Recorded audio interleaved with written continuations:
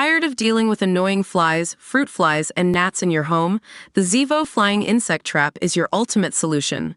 Don't wait. Check out the link in the video description now to get your Zevo Flying Insect Trap on Amazon and enjoy a bug-free home today. Wynonna Judd's daughter Grace Kelley has been arrested again, just 3 months after facing prostitution and indecent exposure charges.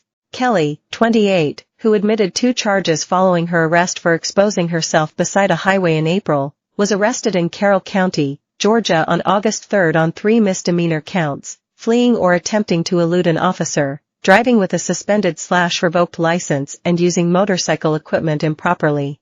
Police records obtained by ET show Kelley was booked at the Carroll County Jail and released a day later on a $2,750 bond. DailyMail.com has contacted representatives for Wynonna Judd for comment. Kelley is the daughter of Wynonna and her first husband, Arch Kelley III, who she was wed to from 1996 to 1998. In April, Kelley made a desperate emotional plea to a judge to free her from jail, after admitting 2 charges following her arrest for exposing herself beside a busy highway. The single mom cut a forlorn figure in handcuffs and an orange jumpsuit before Judge Bradley Ekdahl, begging him, "I'm trying to start over. I'm trying to get home, for my family." Heavily tattooed Kelley, who has a 2-year-old daughter, desperately tried to bargain with the judge about jail time in the courtroom in the small city of Millbrook, Alabama, where she was arrested on April 5. But Ekdahl slapped down her attempts for lighter sentences, telling her bluntly, "I will not treat you differently than anybody else." There was no sign at court of Kelley's multi-award-winning mother Wynonna, reported to be worth $12 million. Nor were there indications of anyone else supporting her, apart from her judge-appointed attorney. Kelley faced a charge of soliciting for prostitution, which was dismissed. Meanwhile, a charge of indecent exposure was reduced to lewd conduct, which she admitted and was fined $200 with 90 days jail suspended.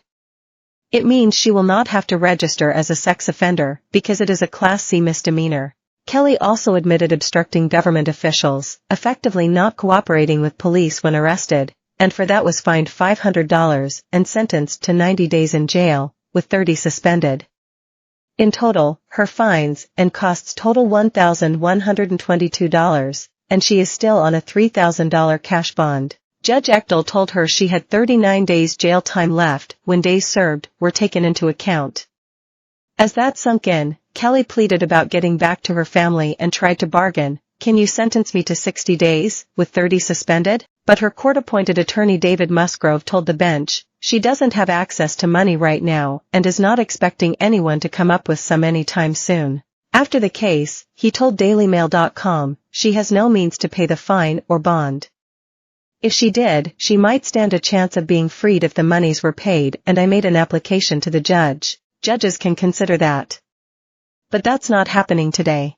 Asked if Kelley's mother, whose music career includes 19 #1 hits, had been in touch with his client, he said, "I'd rather not go into that." Millbrook Police Chief P.K. Johnson told DailyMail.com exclusively after her arrest that she was partially dressed and holding up a sign that read, "A ride for a ride." This was the basis for the now-dropped soliciting for prostitution charge. He told us, "We responded to 2 calls involving her. In the first, she was observed in the area of businesses on Highway 14 near Murphy Oil by Walmart. She had a sign displayed that said, 'A ride for a ride.' And when she made contact with our officers, she argued with them about the legality of what she was doing, and that it was not illegal for her to offer herself in exchange for rides. The cops asked her to move on." A short while later, police were called to a Circle K gas station on the same highway, but closer to Interstate 65. Apparently Kelley went into the store and announced to people inside, including the clerk, that she had possibly been robbed, said Johnson. While there, she apparently caused a disturbance with some of the customers. She left prior to our arrival, but we made contact with her shortly afterwards.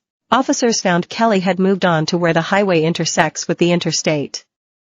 And by that time, she was still displaying the signage, said Johnson. She was not appropriately dressed. She didn't have the things covered that needed to be covered. And she